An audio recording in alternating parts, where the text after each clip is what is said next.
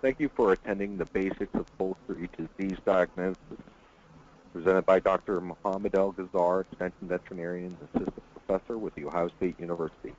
My name is Eric Pulaski. I am the Sustainable Agriculture Educator with the Ohio Ecological Food and Farm Association. I will be moderating this afternoon's presentation. This event is part of a series of educational programs offered by OPA and OSU Veterinarian Extension for practicing veterinarians, farmers, and animal health professionals who work with certified organic livestock. OPA was founded in 1979 and is a grassroots coalition of farmers, backyard gardeners, consumers, retailers, educators, researchers, and others. For more than 35 years, OPA has used education, advocacy, and grassroots organizing to promote local and organic food systems. We are also one of the country's largest and oldest accredited organic certification agencies, certifying a diversity of operations throughout the Midwest. For more information about OPA, you can find it on the web at www.oeffa.org. With an office in every county and celebrating its 101st anniversary this year, Ohio State University Extension is the official outreach program of the university's College of Food, Agriculture, and Environmental Sciences, with additional faculty and staff in the College of Education and Human Ecology and the College of Veterinary Medicine. The core of OSU's extension focuses on 4 areas: enhancing agriculture and the environment, strengthening families and communities, advancing employment and income opportunities, and preparing youth for success. Partial funding for this webinar is provided through a grant from the North Central Region Sustainable Agriculture Research and Education Program.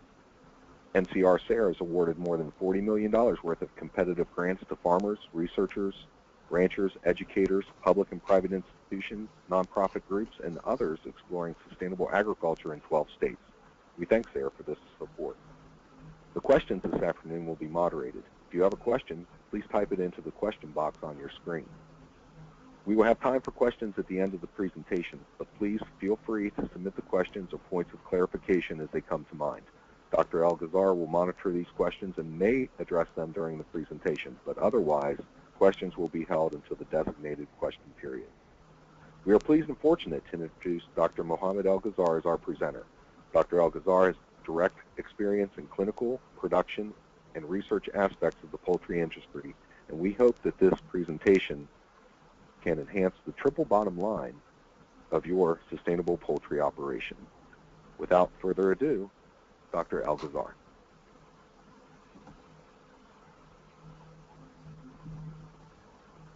Eric, can you hear me? Yes, sir. All right, I'll start and go ahead. Well, first I would like to thank you for the introduction. And as Eric said today, we're going to be talking about basic approach for poultry disease diagnosis. I think poultry diseases is one of the major challenges that face poultry production in conventional or organic setups. And today I'm going to hopefully give you some of the tools that will help you address this challenge. So the layout of this presentation is going to be as follows.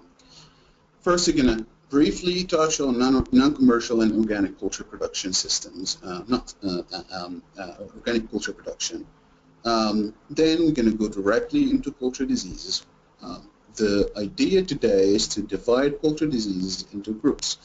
We're not going to be talking at any length of time about a specific one poultry disease, but we are going to be talking about groups of diseases.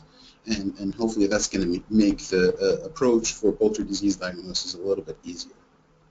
And we're going to briefly touch on biosecurity, and I don't think it is possible that we talk about poultry disease without mentioning the recent avian influenza outbreak that went through the United States. So that's the general outline for our lecture today. All right, so all of you are familiar with the recent trends of food production. These trends include organic, free range, and movements like produce local, eat local. And all these recent trends in food production produced a shift in poultry population. So there was a recent USDA study where they studied the urban chicken ownership in 4 major U.S. cities: Denver, Los Angeles, Miami, and New York.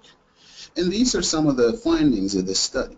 That the current rate is about 1% in average in all these 4 cities. But also, and I think more importantly, the expectations is that within the next 5 years, this population is going to quadruple. And one of the findings of the study is that there's not enough veterinarian or veterinary services available to cover this kind of population. Well, backyard poultry is not only urban.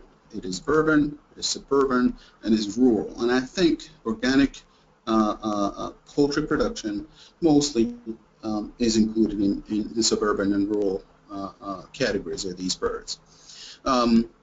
Backyard generally starts from a few birds, as few as 3 birds, up to hundreds and several hundreds. In average, it is about 49 birds in the United States. It is food animal production. There are not pets. Some of the owners kind of blur the line between the two. And in this presentation, we are going to approach poultry diseases from a population medicine point of view. So we're going to be talking mostly about infectious diseases. The structure of poultry production in the United States, organic and backyard, is mainly chicken. There is some turkey, and there are, to a lesser extent, some other species, including ducks and geese, and so on. And as we mentioned earlier, there is not enough veterinary services to cover this population. And there was an article published by the Wall Street last year, and it is addressing this issue. It is mentioning that the owners of the flocks, particularly small flocks, really don't have veterinary services, and they resort to all sorts of uncredible information and websites, shady websites, and so on. So there is a clear gap when it comes to the veterinary services for this population. And my prediction that over the next few years, small animal, mixed animal practices, or even poultry specialists, veterinary specialists, are going to appear and fill in that niche and provide the service for that population. And hopefully in OSU Extension we'll be working on that, educating veterinarians and qualifying them for providing such services. All right, now I'm going to talk about poultry diseases. So I have been teaching poultry diseases, and I was taught poultry diseases in many different ways. But the most useful way I ever taught poultry disease is the clinical approach.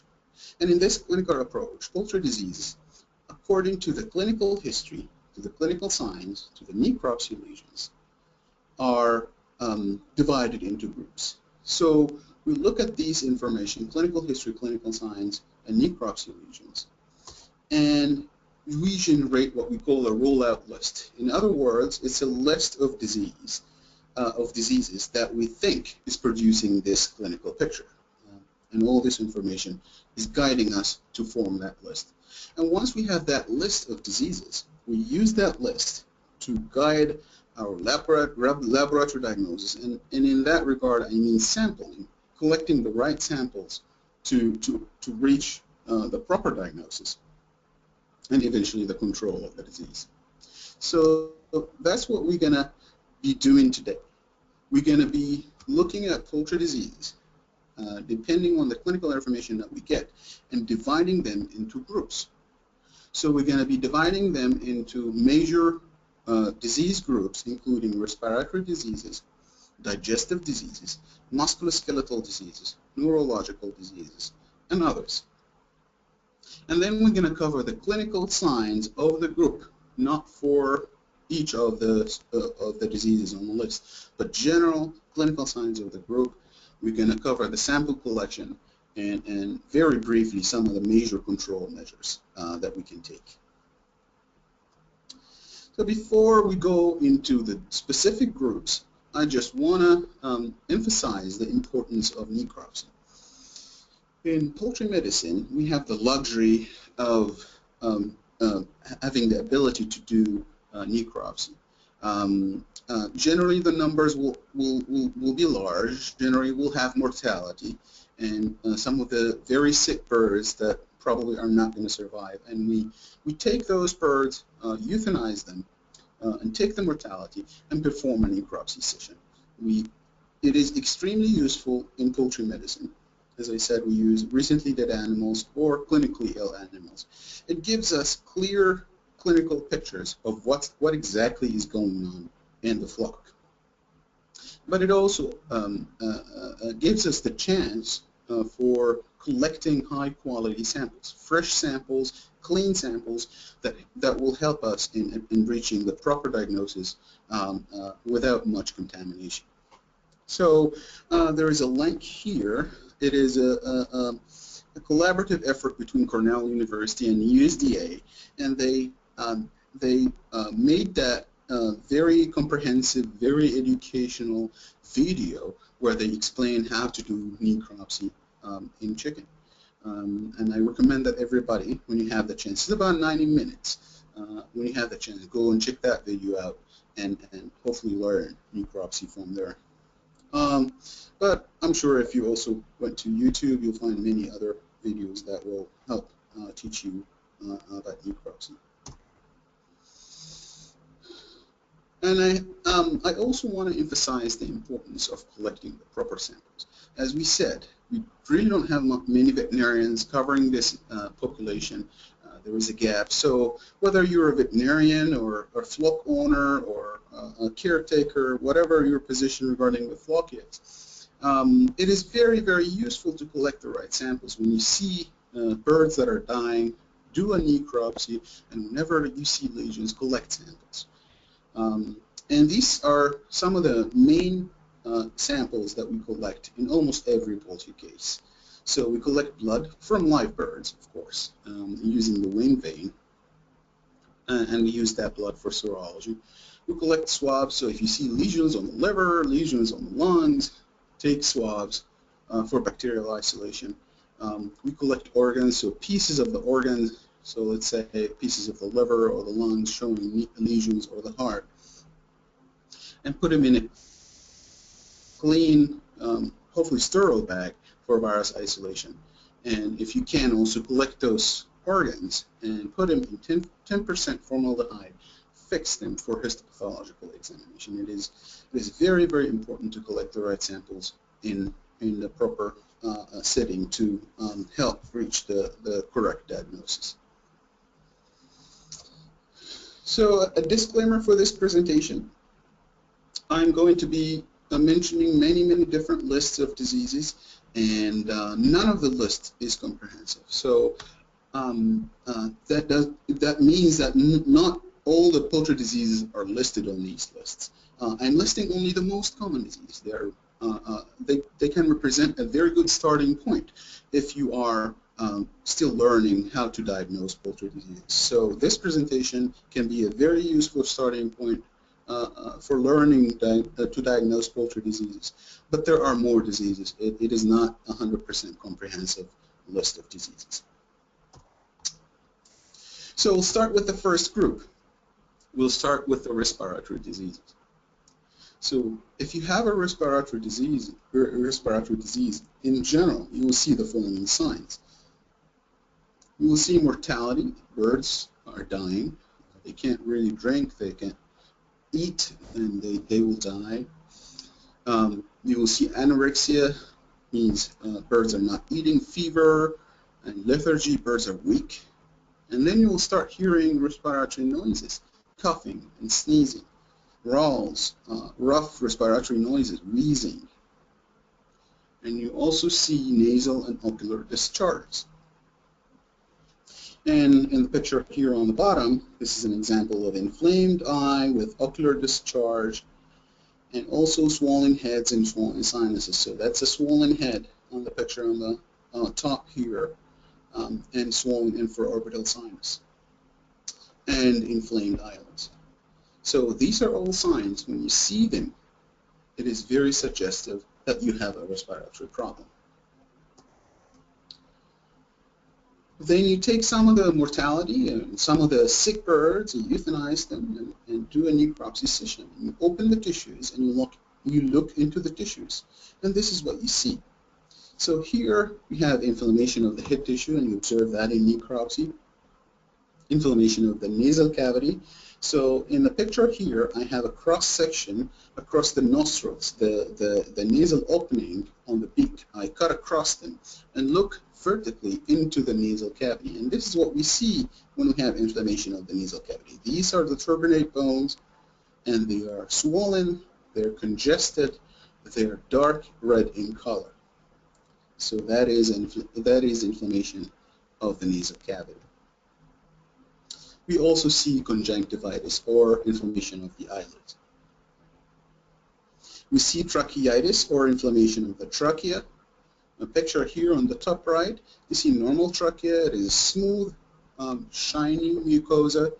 The epithelial lining of the trachea should be smooth, shiny, with almost no exudate. The surface should be almost dry with very little wetness on it. But then, if the trachea is inflamed, which means tracheitis, here in the picture we can see the surface is congested. It is dark red in color. It is thickened. It is not translucent as it used to be anymore. And we have also increased exudate. So there is more mucus on the surface of the trachea, indicating inflammation. Pneumonia, which means inflammation of the lung. And here we can see varying degrees of pneumonia from the left to the right. The one on the far left here is the normal rosy red color of the lung. And then we have increasing degrees of congestion, consolidation, and darkened color of lungs, indicating inflammation of lungs or pneumonia. And the last one here, as you can see, it's oozing a lot of fluid out of it. And again, that's another sign of lung inflammation. Air saculitis, or inflammation of the air sacs. And here we can see that air sacs are supposed to be transparent. There is no opaqueness to the tissue, and there is no blood supply going through the air sacs. It's just almost like a clear membrane in part of the respiratory system. But we start seeing a lot of bubbles within the air sacs, and that's an early sign of air sac inflammation or air saculitis. And these bubbles are formed because we have secretion of the air sac mixed with the air, as they are part of the respiratory system, and that what produces the bubbles, or what we call them the sots. And then later on, these bubbles will consolidate, form a yellow, cheesy material, solid material on the air sacs, and the air sacs and the inflammation is going to spread to other membranes in the cavity. So when you open the body cavity, you will see the inflammation of the liver membrane, or perihepatitis, the inflammation of the heart membrane, or pericarditis, inflammation of the peritoneum, the membrane that envelops the intestine, or peritonitis. And because we have many different membranes inflamed in the body cavity, we call that polyserositis. So when you see these clinical signs, necropsy lesions, that is very suggestive that you have a respiratory disease. So when we have respiratory diseases, what do we think of when it comes to poultry? There are viral infections that will cause respiratory disease. We have Newcastle, infectious bronchitis, infectious laryngotracheitis, avian influenza. We have bacterial infections, we have mycoplasma, we have colibacillosis or E. coli, we have fowl cholera or Pasteurella multocida, we have infectious coryza or Avibacterium paragallinarum, we have turkey coryza or Bordetella avium. Fungal infectious agents like Aspergillus species, which will produce aspergillosis. And then parasitic infections. We have protozoal infections like Cryptosporidia and worm infections like gapeworms or Syngamus tracheae. So that's a list of diseases that we think of when we have a respiratory disease. And you don't necessarily have to remember all of them. It is just enough to know that you have a respiratory disease. And by collecting the right samples, the proper samples, the lab should be able to tell you the difference between all these diseases and give you a definitive diagnosis. So sample collection. When we have a respiratory problem, what kind of samples do we need to collect? And again, this is extremely important because, as I said, it is not usually that there is a veterinarian on the premise, and if you as a flock owner or a technician can collect the proper samples, that's going to enormously help your diagnosis and enormously help the lab to give you the definitive diagnosis. So when we have respiratory disease, these are the kind of samples that we are looking to collect. We collect blood samples, and as I said before, we use the wing vein. So this is the elbow joint, and this is the arm here, and this is the inside part of the arm. And when you remove a little bit of the feathers here, you'll see the wing vein running under the skin. It's clear, very, very big, and very easy to collect samples from. And these blood samples are going to be used to run serology, to differentiate between different diseases. Eyelids, tracheas, lungs, and kidneys.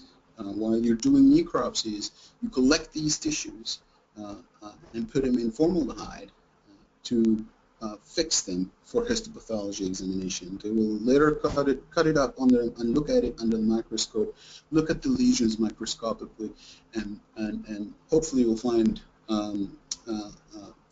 lesions that will suggest a specific disease.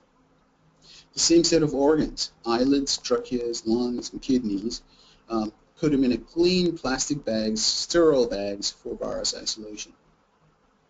And also take swabs for bacterial isolation. So take tracheal swab, choanal swabs, air sac swabs, and that's for bacterial isolation. And choanal swabs, choana is the slit, it's the opening that's connecting the nasal cavity to the oropharynx. This is the passage of the air. Birds don't have the soft palate at the back of their nasal cavity. So this is the air passage that goes through to the trachea and to the lungs.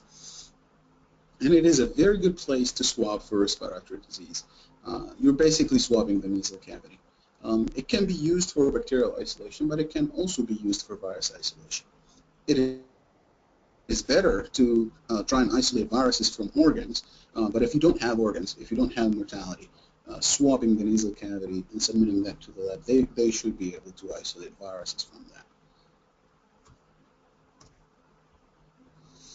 Okay, so briefly, the control of respiratory disease, vaccination. That is very important, and it is the most efficient tool we have. Sometimes it's too late for the current flock, but hopefully for the neighboring flock, for the next cycle, you should incorporate the vaccination of that specific disease that you had on the farm last cycle, and hopefully that will generate enough immunity to prevent the infection next time. Supportive treatment, so vitamin supplements in the water, vitamin supplement in the feed. Sometimes when the birds are feverish, increasing the house temperature for a couple of degrees is going to help alleviate some of these signs. Again, disinfectant and biosecurity, particularly water disinfectant, is going to reduce the virus shedding and reduce the spread of the infection within the flock, and biosecurity. And in some situations, when the birds are sick, when the birds are dying, I know we're talking about organic production here, but sometimes we have no choice. Well, sometimes we'll have to treat using antibiotics. And you know, this can be applicable for viral infections, although we know that viral infections are not going to be treated by antibiotics, but sometimes, most of the times, the secondary bacterial infection is really what's causing the mortality and the severe signs, and using antibiotics is going to stop that mortality. And here for bacterial infection, same thing, vaccination, supportive treatment, disinfection, and biosecurity, and antibiotic treatment. So that was the first group of our diseases, the respiratory disease. The second group is going to be the digestive diseases. So here, when we have digestive disease problem, we'll see general clinical signs as following. We'll see mortality, we'll see anorexia, fever, lethargy, weak birds, sick birds. But we'll start seeing also dehydration signs, dry shanks, dry combs and wattles. We'll start seeing diarrhea or loose droppings. So on the picture here on the top, this is the normal dropping of a chicken. It is holding itself above the surface. This is the texture that we're looking for. And there's this white ureate cap on top of it, which is the urinary excretion of birds. Birds excrete urine in a solid form, not in a soluble form like mammals. So this is normal dropping, chicken dropping. When we have loose dropping, the dropping loses its texture. It becomes flat on the surface and will have increased moisture content. And this moisture in the dropping can be watery, can be bloody, and can be mucousy. So depending on the type of the moisture, we'll classify the diarrhea into watery diarrhea, bloody diarrhea, or mucousy diarrhea. And of course, when we look at the vent area, it's going to be dirty, and the bedding material is going to be wet because of the increased moisture output from the flock. So when you see these signs, that is suggestive of having a digestive problem. When you collect the mortality and start evaluating the intestine, this is what you're going to see. So intestinal mucosa is really one of the difficult organs to evaluate, and the reason is it is very quick to go into autolysis. So the bacterial content of the GI tract is going to start to digest that mucosa and obscure any clinical signs that might have been there. So the recommendation is to look at the intestinal mucosa very soon after the bird is dead. So within 10 to 15 minutes, if you're doing the euthanasia, within 10 to 15 minutes, look at the mucosa of the intestine, because after that the mucosa is going to be gone. So when you have normal intestinal mucosa, you will have this appearance. Once you open the tract is going to be curling on itself. It's going to be doing this folding back on itself, and that's a sign of healthy peristalsis movement. And peristalsis is a sign of a healthy intestinal tract. And then when you look closely on the mucosa itself, you can actually see the villi with your naked eyes. So these are the villi, the finger-like projections in the chicken mucosa, and tongue-like projections in the turkey mucosa, and these are going to be very long, very thick, very rich, indicating a large intestinal surface for digestion and absorption. But if the mucosa that you're examining is flat and flaccid, like the picture here, and it is just laying on the surface, it's not curling on itself, and the surface of the mucosa is smooth and shiny, there's not these long, healthy villi that you can see, that's a sign of a sick intestinal mucosa. And when you look at the intestinal content, you'll see a lot of mucus in the content and a lot of undigested food. So it is not just the surface, it is the content as well. Sometimes it is, however, easy to diagnose the problem with the intestinal mucosa. So here we can see tapeworms producing severe irritation on the intestinal mucosa and sometimes diarrhea. And here, these are the two cecal pouches. Chickens or birds have two ceca instead of one. And when these ceca are filled with blood and bloody content, that is a pathognomonic lesion, that is a mark of a very famous disease, which is coccidia.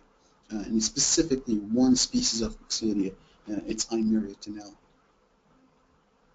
Another pathognomonic lesion that we see a lot in intestine would be the necrotic enteritis, or this sheath of necrosis. Necrosis means cell death. So the villi are all dead, and they're stuck on the membrane and forming that sheet of necrosis, sheet of dead cells on the surface of the of the intestine. And that's what we call the necrotic enteritis. And when we see that, we suspect a Clostridium infection, Clostridium perfringens. That's a bacterial infection that produces toxins that kills the cells and produce this lesion. Similarly, when we see that necrosis, but instead of being a homogeneous sheath on the surface of the mucosa, it becomes focal and ulcerative, and sometimes we can see that from the outer surface of the membrane, like here, and this is what we call the ulcerative enteritis, and that's another Clostridium infection, Clostridium coli. So when we see these clinical signs, when we see these lesions in the intestinal tract, that is very suggestive of a digestive problem. Okay, what kind of diseases do we think of when we have a digestive problem? We have viral infections, and particularly in turkeys. Turkeys are much more susceptible to viral infections in the GI tract than chicken. So we have hemorrhagic enteritis virus, that's a turkey infection, turkey coronavirus, and by the name it is a turkey infection. We have bacterial species like Clostridium or Salmonella that will produce enteric problems. We have protozoal species, and that's probably the most important type of infectious agent that will produce digestive problems in your poultry. So we have coccidia species, we have 9 different species in chicken and 7 different species in turkey. We have Histomonas meleagrides, that's another protozoal infection that produces the black head that affects both chicken and turkeys. And we have Trichomonas gallini, that's a protozoan that affects the upper digestive system, the oral cavity and the oropharynx. And of course we have the worms, the intestinal helminthes, the tapeworms and the roundworms. So when we have a problem with the digestive system, what kind of samples do we need to collect? We collect the organs with the lesions, whether these lesions on the intestine or the liver or other organs like spleen and lung. Sometimes there's a general disease that will produce multiple lesions in multiple organs. So please collect all these organs, fix them informally, and send them to the lab for histopathology. We take swabs again from these organs with the lesions for bacterial isolation.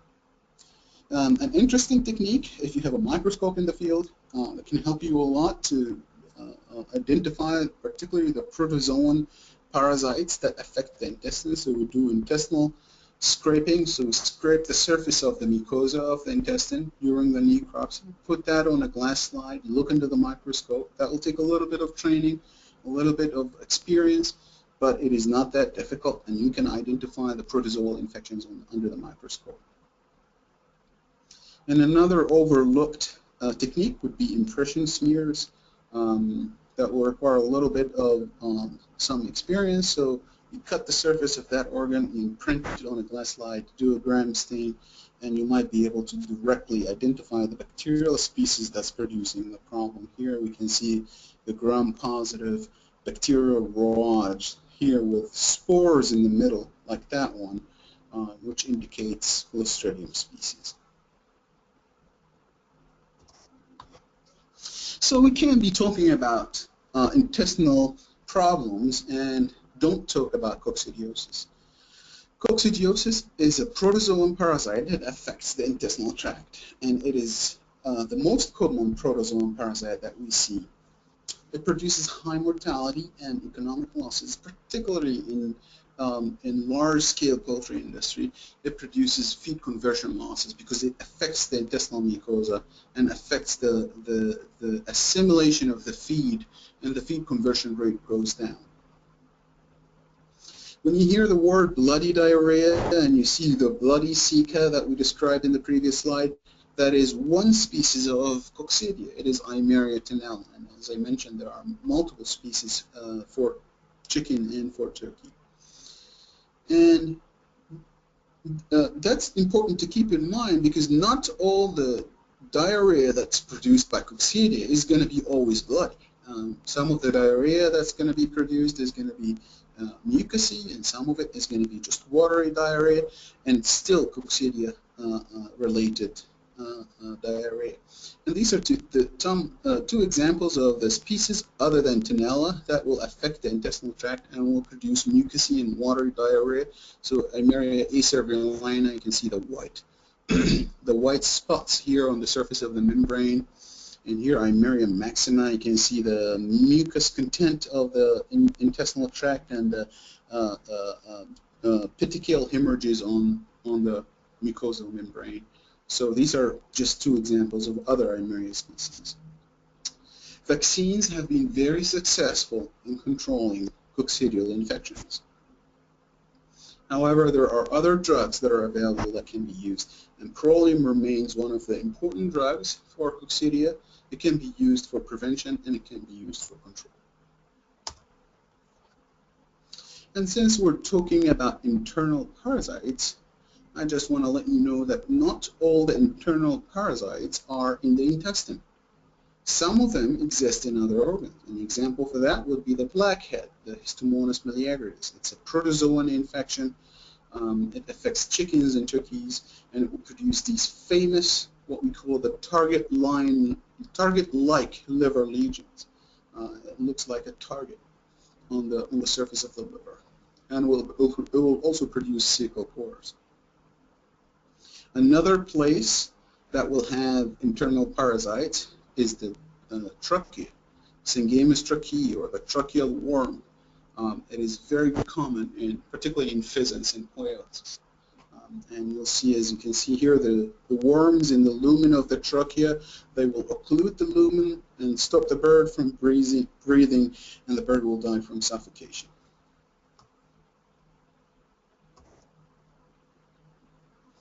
So since we're still talking about parasites, let's move to external parasites. In poultry, we have lice and mites, and we have three different species of mites: red mites, northern fawn, and scaly-legged mites. They can be seen on the clear part of the skin. They can be seen on the feathers. And the treatment is rather straightforward. The important thing here is to, whatever product that you're using, is to remember to treat the birds and the environment, and remember to have a minimum of 2 treatments in a 7-day interval. And the reason for that is we don't have any product, organic or non-organic, that will affect the eggs, particularly of the lice. And if we want to break the infection cycle, the replication cycle of the parasites, we will have to treat twice at a 7 days interval, because that's the incubation period of the eggs. Sometimes it will take 3 treatments with a 7 days interval, depending on the level of the infection.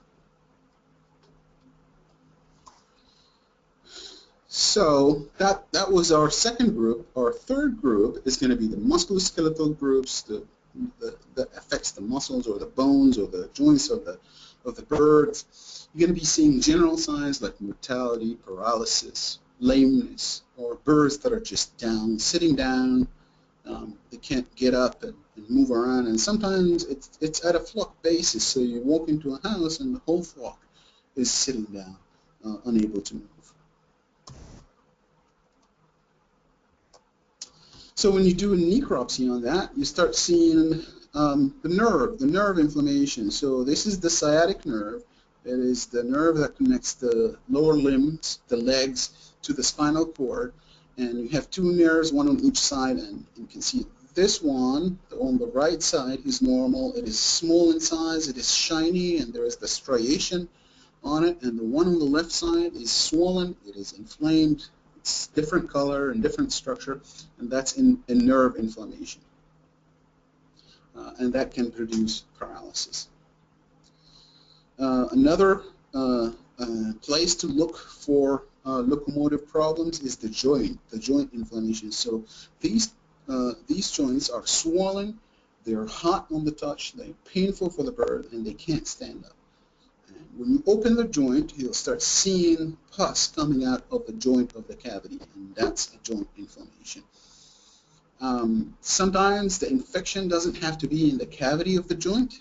if you cut the bone tissue itself, you start seeing yellow spots like this, which is a bacterial colony chewing on the bone tissue, and that's again very painful and very difficult for the animal to stand up and walk. So that will produce musculoskeletal problem. Foot pad infection, so the skin of the foot pad, particularly when you have wet bedding material or wet surface, the birds are walking on it, it becomes soft and easily broken, and it becomes infected and painful for the bird to walk on. The bones itself can be weak or soft, particularly in young birds less than 7 days of age, and this is not a broken bone, it is just soft, it is bending under the pressure of the finger, and that indicates poor mineralization, which primarily is going to be due to nutritional deficiency. And when that happens in younger birds, as I said, we call it rickets. And when it happens in older birds, particularly laying hens that take the calcium from the bone, they mobilize the calcium from the bones to the eggshells, and their bone becomes weak and brittle and easy to break, and that's what we call the osteoporosis. The last category of lesions that you will see with the musculoskeletal diseases will be deformities. So that's just one kind of deformity, the cartilaginous plug into the bone tissue itself. A part of the bone tissue is demineralized. It is a genetic deformity. It's called a tibial dyschondroplasia, it's TD. And again, it's difficult for the bird to stand up. It's painful, and will produce musculoskeletal disease. So when you see these clinical signs, when you see these lesions, you have a musculoskeletal problem. Okay, what kind of diseases do we think of when we have musculoskeletal problems?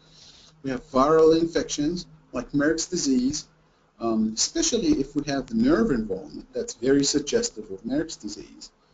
Reovirus will affect the joints. We also have bacterial infections like Staphylococcus aureus, E. coli, Pasteurella multocida, and Mycoplasma synoviae. And these are what we call the big four. So if, particularly for joint infections, when you have joint infections, you swab the joint, the pus coming out of the joint, and more likely than not, you will find one of these four in your joint producing the problem. Miscellaneous reasons or miscellaneous etiology for musculoskeletal disease will be calcium phosphorus deficiency. That will cause rickets, particularly in younger birds, ionophore toxicity, and genetic deformities. So these are all potential reasons for musculoskeletal diseases.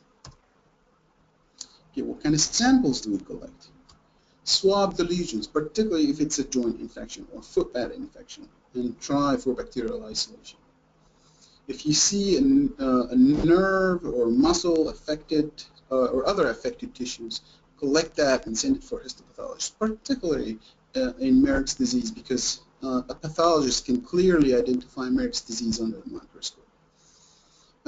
If you suspect nutritional deficiencies or any type of toxicity that's producing paralysis, collect feed samples for feed analysis. Again, I want to emphasize the importance of collecting the right samples, because more often than not, you will have only one chance of collecting the sample if you want to diagnose the disease, and you better collect it the right way. All right, the fourth and last group of diseases that we're going to cover today is going to be neurological diseases. So we're going to see general signs like paralysis. The birds can't walk, they're laying down on their sides. Ataxia, they can't walk right, they're shaking, they're having abnormal gaits. Torticollis or twisted necks, like what we see in the picture here. Tremors, the birds are shaking and shivering. All these are signs of neurological diseases.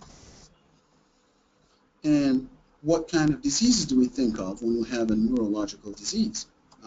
Viral infections like Merck's disease, avian encephalomyelitis, Newcastle disease, and avian influenza disease. You can see some overlap with neurological diseases and respiratory diseases.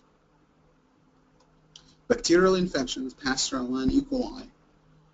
Nutritional deficiencies, some of the nutritional deficiencies will produce neurological diseases, and ionophore toxicity. samples to collect nerves, brain for histopathology. Brain is very important when it comes to neurological diseases. Collect other lesions. So if you see neurological diseases and lung inflammation, that's bad news because that's probably avian influenza or Newcastle disease. So don't just focus on neurological disease. Collect any other organs with any other signs like lungs or tracheas and so on. Collect these organs for histopathology and collect them for virus isolation. And in case you suspect something like that, also collect blood samples and feed analysis in case you suspect nutritional deficiencies and toxicities. One of the most famous nutritional deficiencies that will produce neurological signs will be vitamin E deficiency. So the vitamin E deficiency have three forms of the disease. We have the encephalomalacia, which is this cherry red cerebellum here. We have the exudative diathesis, which is the green exudate fluid underneath the skin, and this white-red striation of the muscle, or what we call the muscular dystrophy. So that's just an example of one of the diseases that will produce neurological signs. Vitamin B will produce, and so on. Okay, so these are the groups of the diseases that we divided before. So respiratory, digestive, musculoskeletal, and neurological.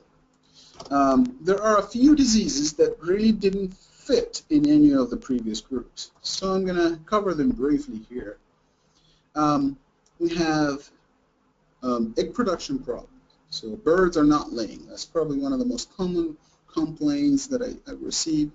And before jumping into any infectious diseases, it is important to understand that laying is highly related to lighting, feeding, and water consumption. So before listing any infectious disease, make sure that you review lighting, feeding, and water consumption.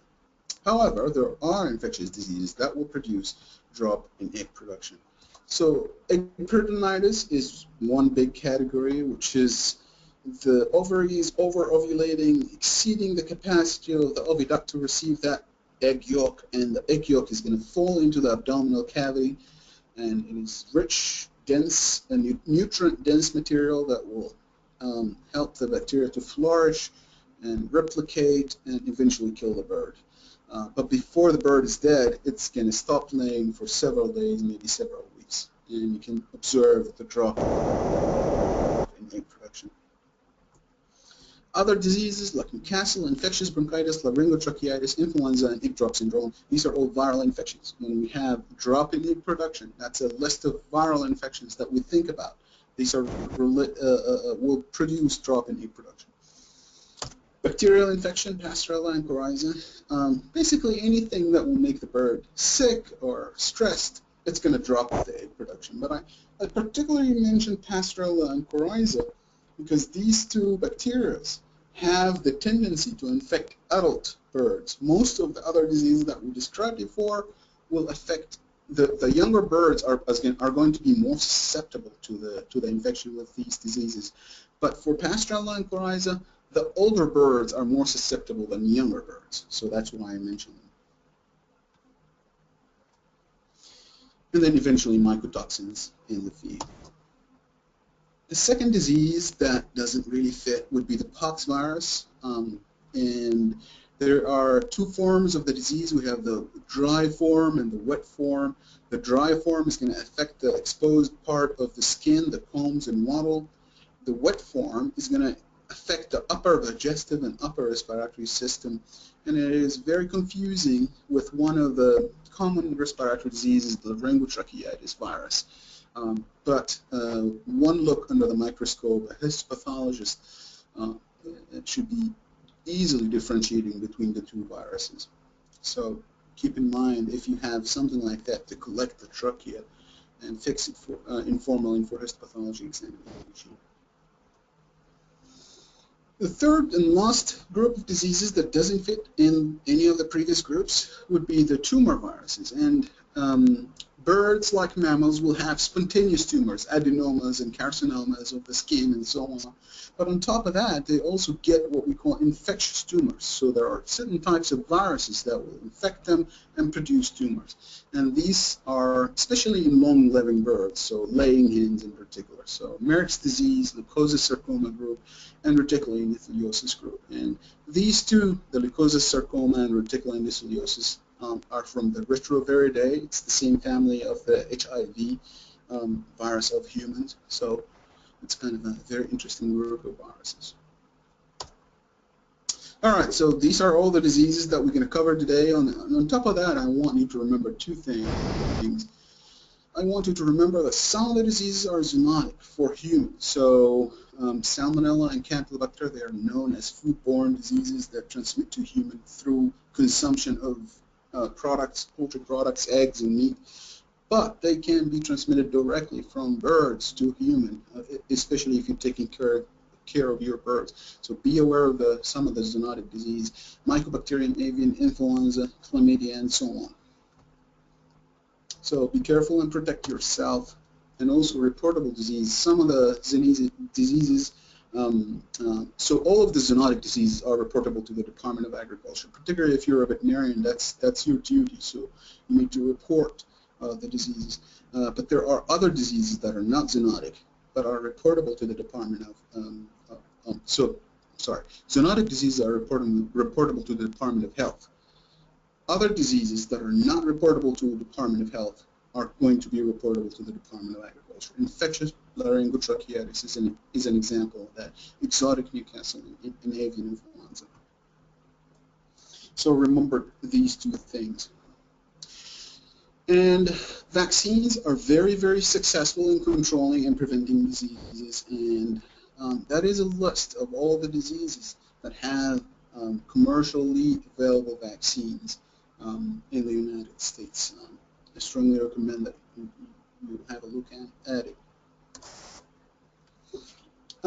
Vaccines are not the only thing we have. We also have biosecurity. And this is going to be a very brief review of biosecurity.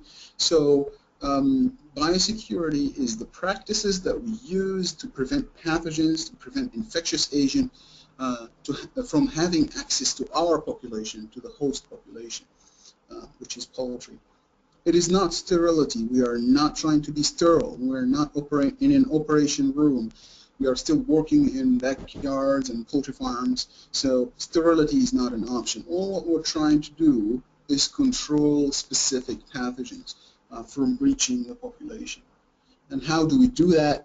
We do that using general sanitary practices. And when we say specific poultry pathogens, we mean it. I mean, not even all the poultry pathogens are preventable by biosecurity. Some of them, there's nothing we can do about it. Coccidial infections will form very strong spore-related oocysts that we can't really kill. We can't disinfect, we can't clean. So biosecurity is not going to be useful in controlling coccidia. But in other diseases, particularly like avian influenza, biosecurity is going to be very important. So in order to understand biosecurity, we need first to understand what is the source of the pathogens. Where do they come from in order to prevent them from reaching our population? So obviously they come from other poultry, they come from wild birds, they come from animals, and these animals include humans. So human can be source of infections, and Salmonella could be an example of that. So once we learn about the source of the disease, we can put biosecurity as a barrier to prevent the disease from taking the transmission route and reaching our poultry population. So this is biosecurity. It's a barrier that we put in face of diseases. So in order to be able to put that barrier, we need to first understand the disease transmission. So any kind of disease is transmitted through two main kinds of transmission. Direct transmission, which requires the physical contact, the physical existence of the source of the infection with the host, so that direct contact happens and direct transmission happens. The indirect transmission is happens through indirect transportation vehicles. So the pathogen takes another transportation vehicle and then eventually reaches the host population. So once we understand the direct and indirect transmission, we can successfully design a biosecurity program. And in these biosecurity programs, any successful biosecurity program will contain an intervention with direct transmission and intervention with indirect transmission. And these are examples of interventions with direct transmission and examples of intervention with indirect transmission. And finally, I'm going to very quickly cover the last avian influenza outbreak that hit the United States. And I think that's going to be useful information for you. It's not over yet. Hopefully we don't see it again, but there is a good chance that that will happen again. So early in 2014, last year, there was, well, East Asia is always a hotbed for lots and lots of avian influenza viruses. They keep producing them over and over again. But there is one particular kind, the one in orange color, that was the H5N8. It started in Korea, moved to China, and then moved to Japan, and so on. But by the late 2014, this virus have been detected in the Western Europe. So several countries in Western Europe have detected that virus. And as you can see, there is this migratory flyways that overlap. So this flyway overlaps into Siberia, and some of the migratory birds from East Asia overlap with the migratory birds from Western Europe, and that's how we think the virus has been transmitted. And with the same token, we have this East Asia, Australia migratory flyway that overlaps. If you go all the way to the east, it overlaps all the way to Alaska here in North America. And indeed, so when the virus crossed into the United States, it started mixing with the local virus, and it produced this complicated virus that's called the Eurasian, because it's coming from Eurasia. American, AM stands for the American. H5, that's the hemagglutinin part of it, and HPAI means high path avian influenza. So Eurasian American H5 high path avian influenza that was first detected in November 2014 in Canada, and these are the migratory flyways in the United States, and the yellow one here is the Pacific flyway. And once it was detected in British Columbia up here, it made its way down the Pacific flyway to Washington, Oregon, Florida, and many other states in the western part of the United States. It remained only in the west until it moved to the Mississippi flyways, which is in green here, and then it became a big outbreak. So this is Ohio. We are part of the Mississippi flyway. So again, here is the virus detected in British Columbia, and these are the first two cases very close to the border with Washington State. And as you can see, most of the detected cases in light blue are backyard flocks and captive birds.